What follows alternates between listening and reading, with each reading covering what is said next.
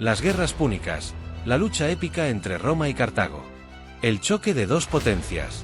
En el siglo III a.C., el Mediterráneo era un vasto escenario de comercio, cultura y poder.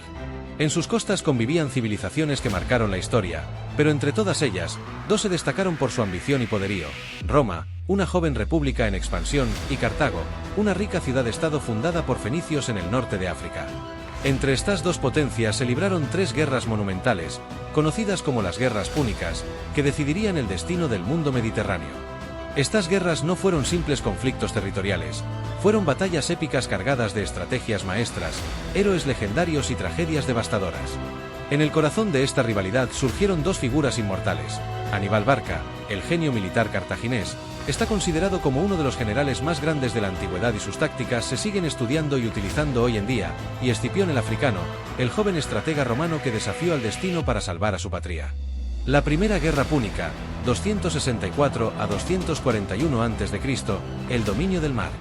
El primer choque entre Roma y Cartago comenzó como una disputa por Sicilia, una isla estratégica en el Mediterráneo. Aunque Cartago tenía una poderosa flota y experiencia naval, Roma era una potencia terrestre sin igual.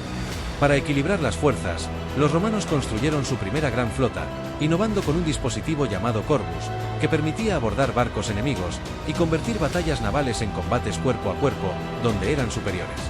La batalla de las Islas Egadas en 241 a.C. marcó el final de esta guerra. Roma, gracias a su determinación y capacidad de adaptación, logró vencer en el mar. Cartago se vio obligada a firmar un tratado de paz, cediendo Sicilia y pagando una enorme indemnización. Sin embargo, esta derrota no fue el fin de la rivalidad, más bien, sembró la semilla de un conflicto aún mayor. La Segunda Guerra Púnica, 218 a 201 a.C., el genio de Aníbal y la respuesta de Escipión. Cartago, humillada pero no derrotada, encontró en Aníbal Barca, un líder dispuesto a vengar la afrenta romana.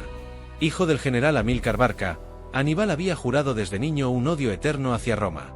Cuando asumió el mando del ejército cartaginés en Hispania, empezó a trazar un plan audaz: llevar la guerra al corazón de Italia.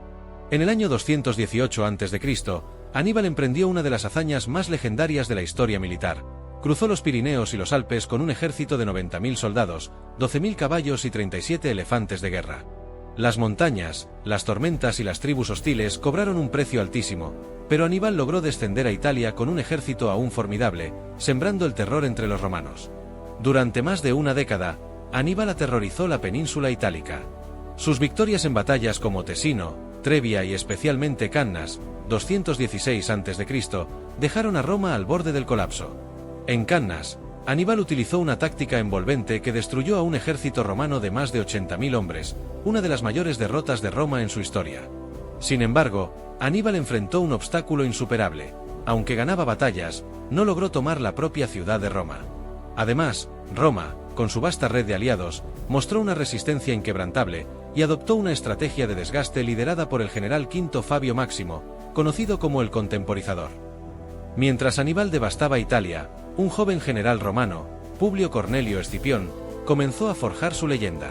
Escipión entendió que la clave para derrotar a Cartago no estaba en Italia, sino en Hispania, y en África, las bases económicas y militares de Aníbal. En una serie de brillantes campañas, Escipión conquistó Hispania y cortó las líneas de suministro de Cartago. Su victoria en la batalla de Ilipa, 206 a.C., marcó el declive del poder cartaginés en la península ibérica. Con el respaldo del Senado, Escipión decidió llevar la guerra al corazón de Cartago, obligando a Aníbal a abandonar Italia para defender su patria. El 202 a.C., en las llanuras de Zama, en África, tuvo lugar el enfrentamiento definitivo entre Aníbal y Escipión. Ambos generales demostraron su genio estratégico, pero esta vez, Escipión tenía la ventaja de contar con aliados númidas y un ejército bien entrenado. La batalla fue feroz, pero las tácticas de Escipión, combinadas con la traición de los númidas a Cartago, resultaron decisivas. Aníbal fue derrotado, y Cartago se vio obligada a aceptar términos humillantes: renunciar a su imperio, destruir su flota y pagar tributos a Roma. Escipión fue aclamado como el africano, el salvador de Roma. La Tercera Guerra Púnica, 149 a 146 a.C., el fin de Cartago. Aunque Cartago había sido reducida a una sombra de su antigua gloria, Su resurgimiento comercial despertó los temores de Roma. Liderados por Catón el Viejo, los romanos adoptaron una política implacable: Cartago debe ser destruida. En el año 149 a.C., Roma lanzó un asedio brutal contra Cartago. Durante 3 años, los cartagineses resistieron heroicamente, pero en el 146 a.C., Roma finalmente tomó la ciudad. Cartago fue destruida hasta los cimientos, su población esclavizada y su territorio convertido en una provincia romana. Así terminó la historia de una de las civilizaciones más grandes del mundo antiguo. Un legado eterno. Las guerras púnicas no solo decidieron el destino de Roma y Cartago, sino que también marcaron el comienzo de una nueva era. Roma emergió como la potencia indiscutible del Mediterráneo, sentando las bases de su vasto imperio. Aníbal y Escipión se convirtieron en figuras inmortales, símbolos de la genialidad militar y la ambición humana.